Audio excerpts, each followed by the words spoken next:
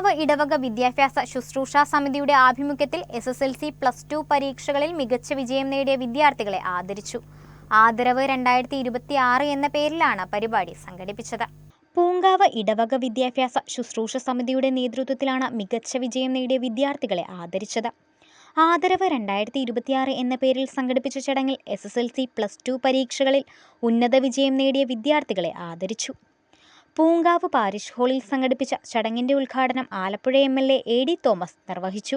നമ്മുടെ ഈ നാടിന് ഒരു വളർച്ച ഉണ്ടാകണമെന്ന് ആഗ്രഹിക്കുന്നവരാണ്. അതോടൊപ്പം പങ്കുചേരാൻ എളിയവനായി എനിക്ക് കഴിയുന്നതിൽ അതിയായ സന്തോഷമുണ്ട്. നമ്മുടെ നാട്ടിൽ നിന്ന് അടുത്ത 10 വർഷം കഴിയുമ്പോൾ ഞാൻ ആലപ്പുഴയിലെ ഒരു ജനപ്രതിനിധി എന്ന നിലയിൽ പറയുകയാണ്, വിദ്യാഭ്യാസ മേഖലയിലും കായിക മേഖലയിലും 10 വർഷങ്ങൾക്കകം വിപ്ലവകരമായ മാറ്റങ്ങൾ ആലപ്പുഴയിൽ ഉണ്ടാവും.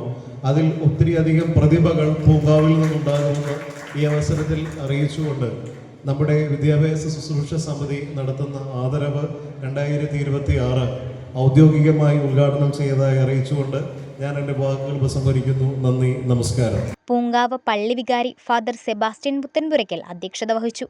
അതുകൊണ്ട് ഒരുപക്ഷെ നിങ്ങൾക്ക് ലഭിക്കുന്ന തുകയേക്കാൾ വലിയായിട്ട് ഒരു അംഗീകാരമായിട്ട് ഇത് കാണുക. നിങ്ങൾ അനുമോദിക്കുമ്പോൾ, ഇവിടെ വന്ന് നിങ്ങൾ സമ്മാനം വാങ്ങിക്കുമ്പോൾ, അല്ലെങ്കിൽ ഒരു മൊമെൻറ്റോ ഒരു മെഡൽ നിങ്ങൾ സ്വീകരിക്കുമ്പോൾ, ഇതൊരു നിങ്ങളുടെ തുടർന്നുള്ള പഠനങ്ങളിലേക്ക് ഒരുപക്ഷെ ജസ്റ്റ് പാസ്സായവർക്കൊക്കെ ഇനി +2 പഠിക്കുന്നവർക്ക് നല്ല മാർക്കോട് പാസ്സാകാനായിട്ട്, അല്ലെങ്കിൽ ഏത് മേഖലയിലേക്ക് തിരിയണം. ഇവിടെ ഏറ്റവും മികച്ച് നമുക്കറിയാം ഗോൾഡ് മെഡലിൻ്റെ റാങ്ക് കിട്ടിയ ഒരു ഡോക്ടർ നിൽക്കുന്നുണ്ട്, അല്ല, ശ്രീജ സുഭാഷ്. സമയം കൊടുത്ത സമയമുണ്ടെങ്കിൽ അവർ പറയും എങ്ങനെയാണെന്നുള്ളത്. സമിതി convener Rosly Babu, father Sebin Thareparambil, sister Lincy Philip, Lisa Varghese, Manoj Antony, Leon Kurisuparamba, Vincent Joseph Puthuppally, Shaju Antony തുടങ്ങിയവർ പങ്കെടുത്തു.